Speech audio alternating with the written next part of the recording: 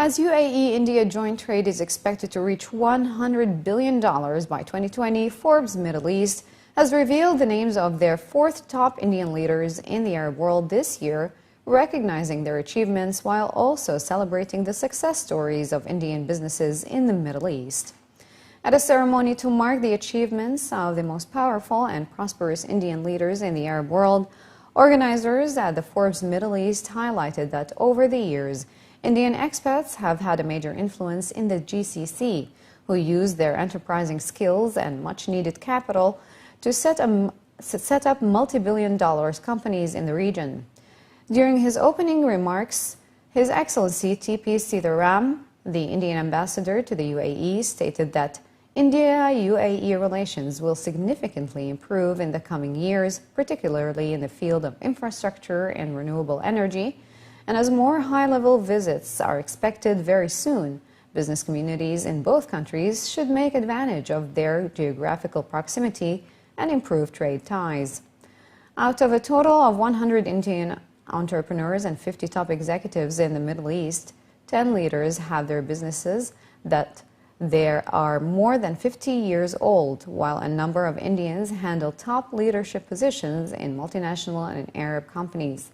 Some of the criteria used for ranking companies including revenues generated, number of employees, and the age of the company, while top executives were ranked based on their overall experience and geographical reach, among other factors. It's a beautiful country. I consider this the best country in the world because life is very comfortable, doing business is very easy, government supports entrepreneurs like us, We are in the business of education and healthcare, and this is really supported by the government.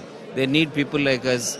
We are indirectly, as a private entrepreneur, contributing to the community, to the economy of this country. So it's been a lovely journey so far. I'm looking forward.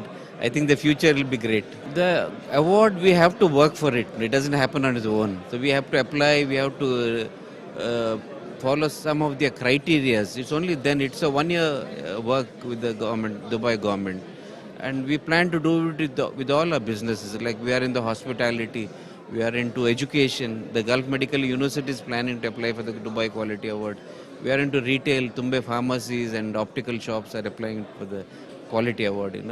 We want to show the world that we are a well-organized, professionally run organization. We have some very big plans for UAE, for India, for the other countries.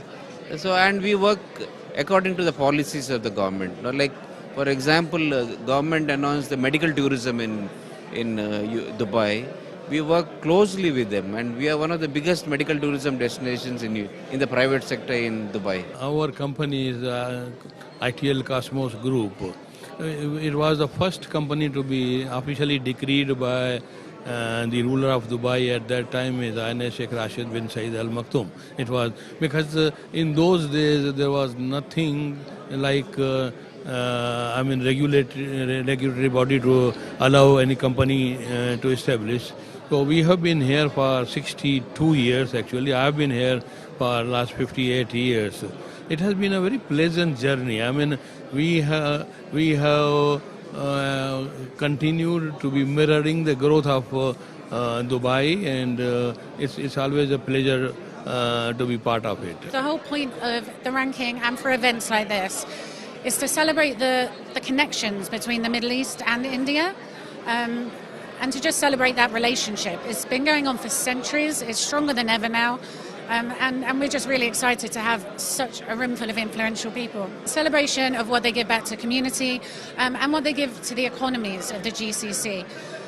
Because the scope is just massive. They don't just own the multi-billion-dollar companies kind of building the infrastructure and building the skylines. These are the guys laying the bricks and laying the foundations and teaching the young youth, So it's an incredibly important relationship. The Roads and Transport Authority